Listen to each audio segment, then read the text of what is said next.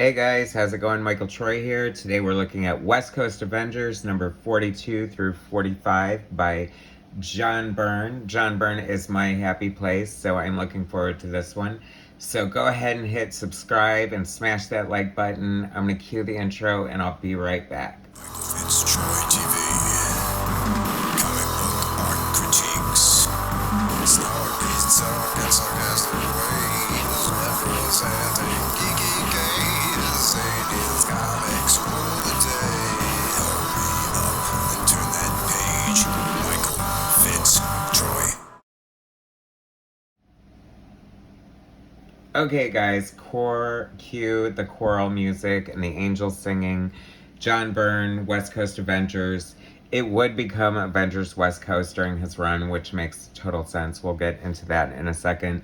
But this is John Byrne's hugely memorable run on West Coast Avengers. I love this run for so many reasons, so I can't wait to get into it. This is the beginning of his run.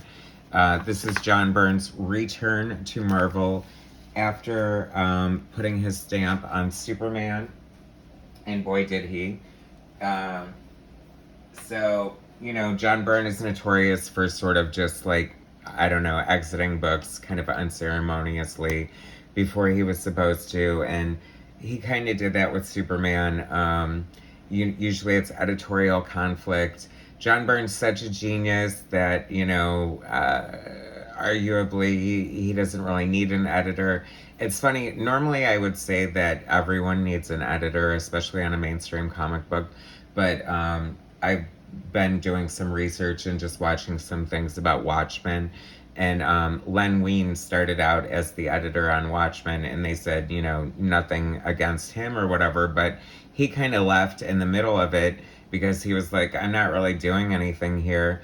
Basically, Alan Moore would write the scripts, send them off to Dave Gibbons. He would pencil, ink, and letter them, send them off to John Higgins, who was local for him in England.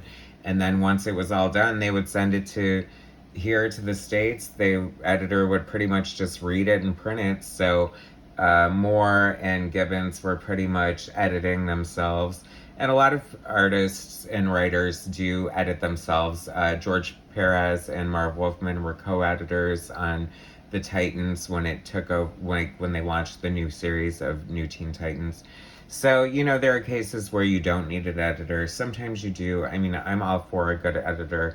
God knows, as an artist and a writer, I've definitely benefited from the input of editors. Sometimes they don't know what the heck they're talking about, but a lot of times they do. And I think a good editor is invaluable, but not always necessary. Anyway, I went off in this tangent. So like I said, this is John Byrne coming back to Marvel after his huge, newsworthy stint revamping Superman after Crisis on Infinite Earths, sort of just retooling him and, mainstreaming him for audiences to just sort of, after they got rid of so many years of stories in history and just sort of redoing it. And it's funny because Crisis, here I go, 3 minutes in and I'm still rambling. But anyway, Crisis, I don't know, at the end of the day, I don't know if it was a good thing or a bad thing.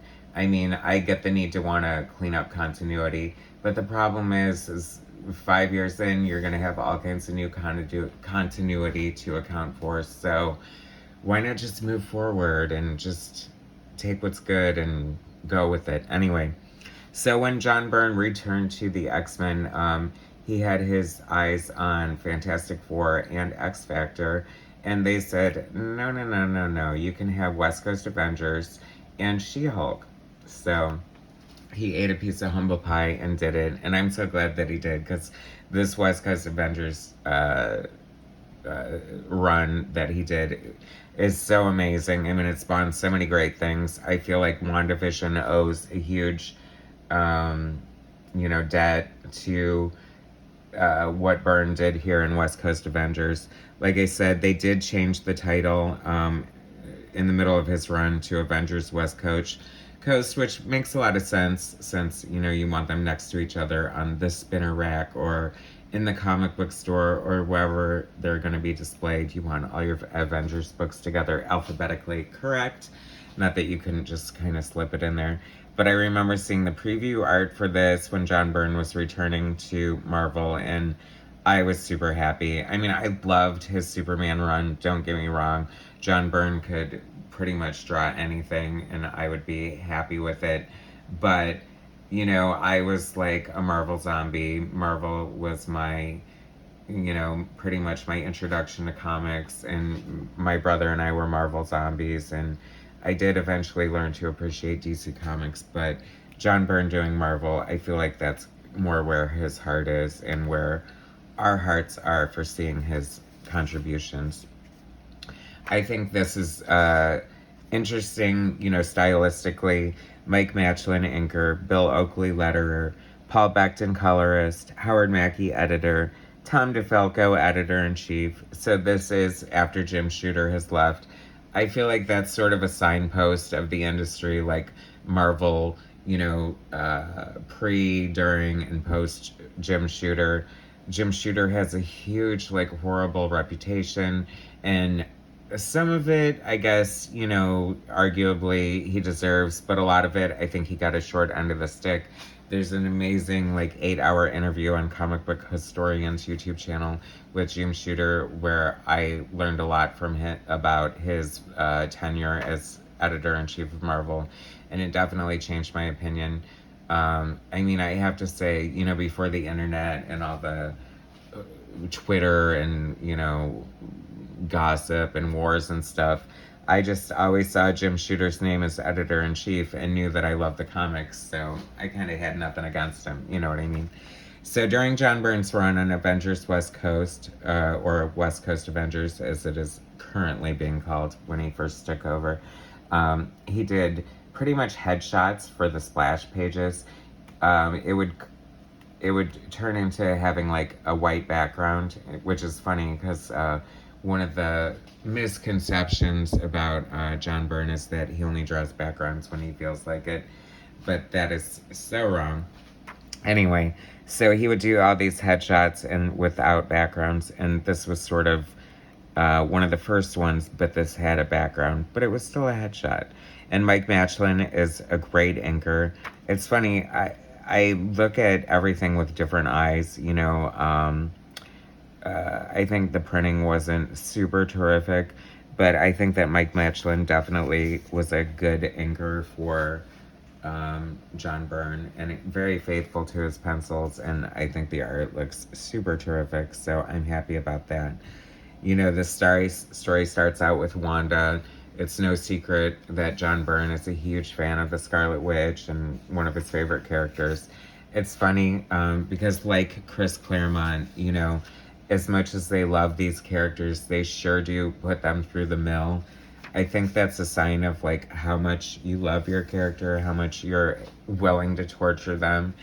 I don't know, it just puts them on this sort of, journey and makes them less two-dimensional. I love the lineup. It's funny, John Byrne also did not have like his pick of the litter when it came to the lineup of the team. Like he wanted Captain America, but he got US Agent and other things like that I can't remember right now, but I think that it was cool, and he sort of did the best he had with what he was given, and sometimes I think those create happy accidents because I really love the way he handled US Agent in here. It definitely made me like the character in a strange way, and let's face it, he was pretty cool in the Captain America and Falcon series, right? He did some great subplot with Tigra that I don't think was ever completely fully realized, but he wanted to like sort of lean into her feral side and sort of explore that. Then Wonder Man, how great is Simon Williams? We'll forgive the mullet, it was a sign of the times, right? But what can we do? Ultron. That's another great thing about John Byrne is like whenever he's doing a run on like books that he loves, like when he went into DC, like a good example is Wonder Woman. He used like every freaking villain he could possibly get his hands on. But he does it in a way that's sort of innocuous, like it's either like a copy or a replica or maybe a dream sequence or something. But it gives him an excuse to draw these characters, and it gives us, the fans who want it, to see it. So I'm all for it. He also introduced, like, he became known something as like somewhat of the fixer um, during his comic book tenure. Like, he would go in and sort of tweak origins or just have certain plot points that didn't necessarily make sense, and he had it in his mind to sort of figure out the whole Vision, original Human Torch conundrum, because the Vision's body is actually the original Human Torch, who was an android. And I can't get into all that right now because it's pretty deep. Love this. Great use of Zipatone. Mike Matchlin, I think, does use a lot of Zipatone in his work. He's also a penciler and an inker, and a great penciler at that. Infinity Ink is where he came from. But I just love this lineup. Hawkeye, Hank Pym, Wonder Man, Scarlet Witch. Here comes Mockingbird. Oh, that's awesome. An ad for Alpha Flight when Jim Lee was on Alpha Flight, where he got his big comic book start. And John Byrne, of course, is the, father of Alpha Flight, so that's cool there. And that was issue 42. So let's go to issue 43. Great cover here, totally iconic. I love this iteration of the Scarlet Witch's costume. This was used for the John Byrne's Avengers West Coast Avengers, Avengers West Coast omnibus, and it is a great cover. And see here, this is what I was talking about. 2 issues in, he's doing the splash page as like a headshot with a white background. Vision Quest, of course, is a huge Madonna fan. She was in a movie called Vision Quest, FYI, and so it was kind of interesting. I wonder if John Byrne is secretly a Madonna fan, because then when Jean Grey came back from the dead, i.e. the bottom of Jamaica Bay wrapped in a cocoon, that story was called Like a Phoenix, nay, like a virgin. So see where I'm going with that, but who knows? I can just imagine, like, sitting there seeing John Byrne at his art desk just listening to Madonna's greatest hits. Okay, I'm the only one. So anyway, John Byrne, writer, penciler, Mike Matchlin, inker, Paul Beckton, colorist, Bill Oakley, letterer, Howard Mackey, editor, and Tom DeFalco, editor-in-chief. It's interesting, I don't know much about Tom DeFalco's run as editor-in-chief, but I feel like, the comics were pretty legit during his run, so I guess he did a decent job. God, this is killing me. See, that's the bad thing about using, like, I don't know, current hair trends in comic books, is it totally dates it. Like, it's so hard to look at Simon Williams with this frickin' Billy Ray Cyrus mullet, but whatever. I love Wonder Man, so it's fine. I love John Byrne's double page spreads, even when he sort of cuts it off like this. It's so cool. Look at all this great, like, detail in the background. So cool. John Byrne's perspective is always totally on point. It's kind of annoying how he just kind of draws everything so perfectly and just makes it look so frickin' easy. I feel like they said that Jack Kirby, like, basically would start at the top of the page and like magic, it would just, like, flow out of his pencil, and he wouldn't do any roughs or anything like that. How crazy is that? But I do know, just from seeing some of his original art, that John Byrne uses grids and to get his perspective and composition more on point. Mockingbird, what a great character. I feel like they killed her off. Who knows? Like, anyone who watches my channel knows that I sort of lament Marvel's rotating door on death. I just think it kills everything.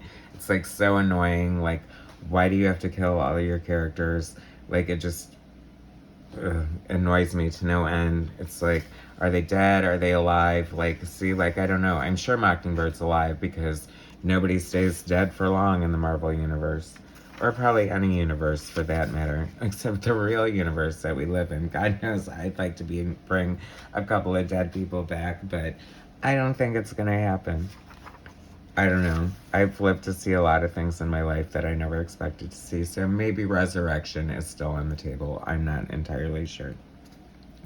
It's so funny because now you would think that it's like WandaVision dealt with mental illness in a great way, and if there's anyone who's mentally ill, it's got to be the Scarlet Witch. I mean, you're in love with a robot, first of all. I mean, what a mind F too. Like, and then you like have twins by a robot, even though you're not supposed to be able to do that. But she created them with her power, and we know how that turned out. See, this is all stuff, and John Byrne deserves so much credit for this. It's like so cool. So if Wanda's not thinking about the twins, they kind of disappear. They're being watched by the nanny. I feel like John Byrne was responsible for the Avengers Quinjet design, and it's still pretty much the one they use on a regular basis. So very cool. I don't know, this is just when comics were fun. They all have silly costumes on.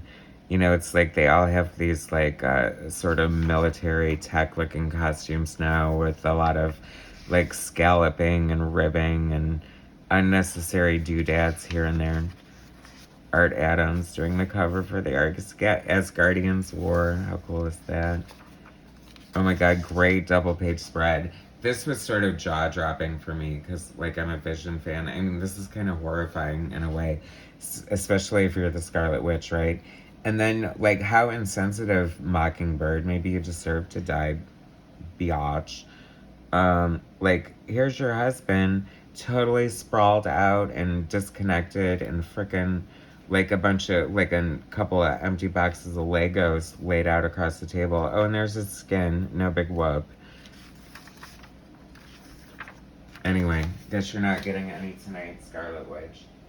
43, 44. We're going to do one more in the first 4 issues of John Byrne's run. Another great classic cover. John Byrne draws awesome robots. He puts robots in like basically everything he's done since the beginning of his career. Like Raj 2000 was a robot. His forum is byrnerobotics.com. And I personally think, just because he's such a machine, I mean, who else can draw aside from Kirby? But Kirby's more magical, and I think John Byrne is more mechanical in a way. Like, Byrne is definitely a robot, and I think he's a robot, and I would like him to sort of submit to robot testing so that we don't know, or so that we know for sure that he is or is not a robot. Continuing with the headshot. And I love that this one is hysterical because it's the dismantled Vision head, which is horrifying. Horrifying. I really like Mike Matchlin's inks on John Byrne, except for certain things like this, I think it's a little too literal. Like, I feel like he could have added a little more depth and definition to the pencils, but it's he's taking like a Bob Wiacek approach, which is very faithful to the pencils, which is almost more faithful than Byrne himself would be, because Byrne inks himself differently than he pencils himself, if that makes sense. I really feel for the Scarlet Witch here. Oh my god, could you imagine walking in and just seeing your husband dismantled, like, all over a table, and be like, and they're like, what's the big deal? I mean, I know you have dinner on the stove, but he's not gonna make it. I mean, they literally drove her crazy.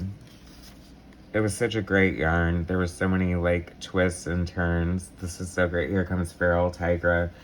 Just when you didn't need her. I love that he's fighting her off with a broom. Hilarious. Just like a house cat. And her face is looking super creepy there. Nice texture on her fur. Good job, Mike Matchlin. Is it Mike Matchlin? Here comes all the 9 million page panel grid. Like, this is way worse than the Watchmen 9-panel grid. I'm not even going to count these. 1, 2, 3, 4. So 40 images here, 41, 42, 43. 43 panels. That's got to be a record somewhere, right? I wonder if there is a record for the most panels on a comic book page. And if it wasn't John Byrne, it was George Perez. Right? Right. Great shot here. Love this. Awesome splash page. I would love to see this original art or just like better printing. You lose so much of the details. I mean, comics, I love comics so much, and just like such crap printing back in the day. I mean, you can see through the page and the art just gets muddy, and that disturbs me. Scarlet Witch is so awesome. I've always loved Scarlet Witch, of course. What's not to love? I remember the Scarlet Witch and Vision limited series illustrated by Rick Leonardi. Like, oh my gosh. I feel like I've covered that on my channel, but I could not get enough of that. It was freaking amazing. Now this is creepy. This is like T2 goodness right there, right? Vision coming out all looking creepy. I mean, skeletons just look creepy, especially if they're metal or what is Vision made out of? I would like to think he's adamantium, but probably not. He might be vibranium or titanium or something like that. And then with like the like flesh over him. Creepy. And then he just sucks. That's another thing with John Byrne. I don't know if it's a sign of the times or what, but it's just like, it's pretty triggering to see women get roughed up in comic books. And I feel like you see less of that, and as you should, but I don't know. Disturbing, perhaps. But equal opportunity. I guess if they can beat the crap out of Hawkeye and Wonder Man, you can bet your bippy they're going to slap the Scarlet Witch around. And here comes U.S. Agent, because nobody demanded it. I mean, nobody on the team, that is. But how awesome is that? I love this splash page. I loved U.S. Agent. I thought he was so cool. And John Byrne's run on West Coast Avengers. One more, guys. One more for the road. And this is so cool, too. Vision Quest continues. Here we have a great... John Byrne likes a good homage cover. And this is his homage to the famous Vision cover by John Buscema. IDW has another one of their great artist editions coming out soon, I think, of John Buscema, and one of the covers does have this amazing original cover of the Vision, I believe, or at least it has some John Buscema Vision. But this is Byrne after Buscema and Klein, whoever Klein is. He must have been the inker, I guess. John Byrne, story and pencils, Mike Matchlin, inker, Bill Oakley, letterer, Paul Beckton, colorist, Howard Mackey, editor, Tom DeFalco, not so new face. West Coast Avengers, created by Roger Stern and Bob Hall. I always find that's interesting when creators get credit. Like, I mean, you created the Avengers West Coast, but you didn't create any of the characters in it, so, I mean, what did you do? You just assigned a team, really. And not to take away any credit from Roger Stern and Bob Hall. I mean, I do have the original West Coast Avengers mini-series, and I do love it. Anyway, continuing the splash page with the headshot and the no background. Just kind of fun, kind of tie it together. Oh my god, this is amazing. And this would not excite most normal people, or maybe it would. But I've always loved John Byrne's attention to detail and creating like a living space. I love this living room. I mean, just, I don't know if he's using reference or not, but just the fact that the area rugs are like laid over each other. You've got a piano here. This is California, so it's more like a Spanish style, you know, ranch style house. And I just thought it's so cool to have that differentiation from like Avengers Mansion in New York, you know. I mean, it's just little flourishes like that that make John Byrne my favorite, you know. He just draws everything so cool. I love the conflict between Hawkeye and U.S. Agent. I love, like, you know, it's like having Wolverine on the team in the beginning. I mean, everyone loves him now, but they all fought like cats and dogs in the beginning, and it just created fun tension, right? And there's that unforgivable freaking mullet on poor Simon Williams. Avengers West Coast was awesome by John Byrne. I just think it was so much fun. Like, what the hell was he doing? Like, I wonder what the end game with Tigra was. Like, she just turned pretty feral and was catting around all the time. But there was never any real, like, culmination of that storyline. Like, I would have liked to see where that was gonna go. I feel like with Alpha Flight, like, we were kind of robbed. We got, like, a good 2 years out of Byrne on Avengers West Coast, and it could have went on a lot further as far as I'm concerned. But I'm loving Byrne on the Avengers. Like, of course, you know, Fantastic Four and X-Men are so classic, and I feel like those sort of overshadow his Avengers work, but his stamp on Avengers is definitely there for sure. And here comes White Vision, which thank God they did not call him White Vision, right? That would have been something else. But, like, does he even have a dong? Like, I guess he's anatomically correct. I don't know.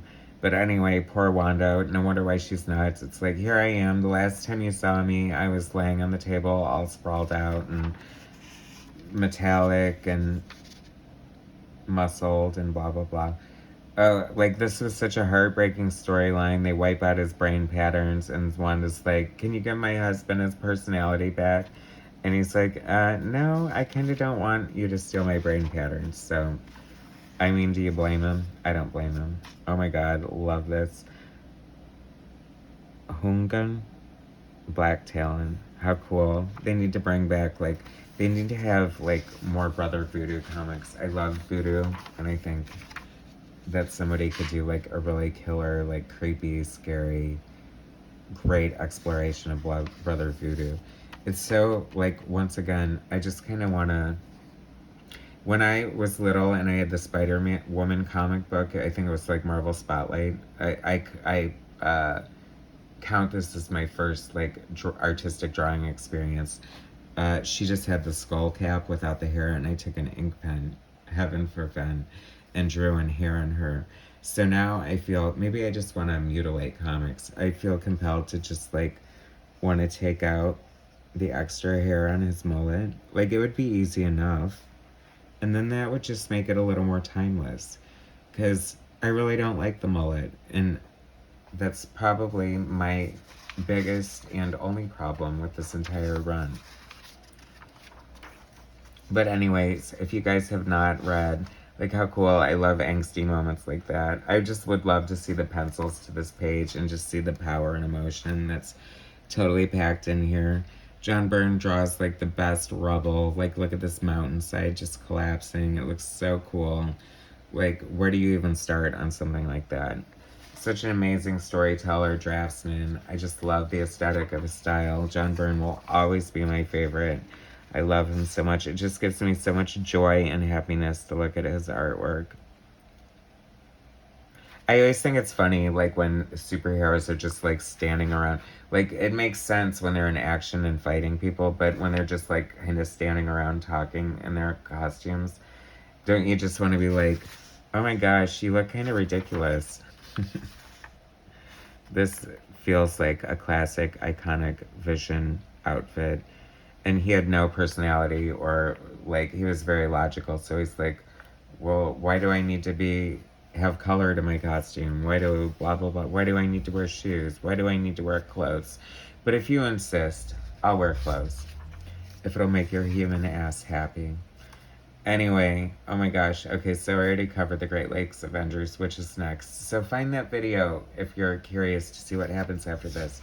If not, and you're just totally satisfied by this recount, that's totally great too. I love West Coast Avengers, nay, Avengers West Coast. 43, 42, 45. So classic, so perfect. I can't believe what good condition this is. I must have read it to death when I first got it. 75 cents. Can you imagine, for comic books? Anyway, thanks for watching. You need to check out this West Coast Avengers run by John Byrne if you haven't already. It's amazing. Anyway, thanks for watching. Please subscribe to my channel. Hit like, share my content, and I'll bring you some more later. Alright, thanks guys.